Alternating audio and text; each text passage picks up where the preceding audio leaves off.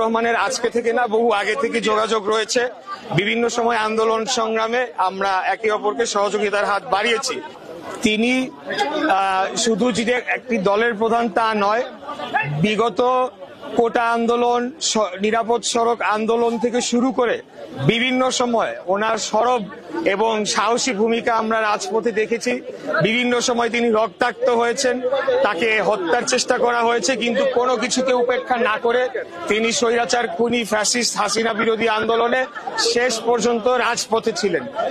এখন 5 তারিখের আগে আপনারা জানেন যে রাজনৈতিক নিবন্ধন প্রক্রিয়াটা প্রথমে শুরুই হয় 1/11-এর সময়।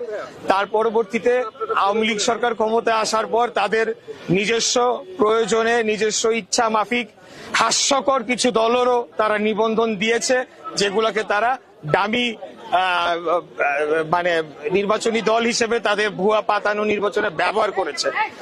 5 তারিখের পরে অনেকগুলো রাজনৈতিক দল যারা জেনুইনলি তারা নিবন্ধন ডিজার্ভ করে, যদিও নিবন্ধন থাকা উচিত কিনা একটা রাজনৈতিক দলের সেটা নিয়ে প্রশ্ন থাকতে পারে, কিন্তু তারা ডিজার্ভ করে। এর মধ্যে জনাব মাহমুদুর রহমান মান্নার নাগরিক ঐক্য রয়েছে, জনাব জোনায়েদ সাকির গণসংহতি আন্দোলন সহ ভিপি নুরুল হক নূরের এই পার্টিগুলো রয়েছে। তা এর মধ্যে আমরা আমি দেখলাম না, আমার সাথে তারেক রহমানের আজকে থেকে না, বহু আগে থেকে যোগাযোগ রয়েছে। বিভিন্ন সময় আন্দোলন সংগ্রামে আমরা একে অপরকে সহযোগিতার হাত বাড়িয়েছি। উনি আমাকে এই বিষয়টি বলেছিলেন যে অন্য আরেকটি পক্ষের আগেই এই নামে তিনি দল নিবন্ধনের জন্য আজকে না, আরো আগেই তিনি নির্বাচন কমিশনে দরখাস্ত করেছিলেন।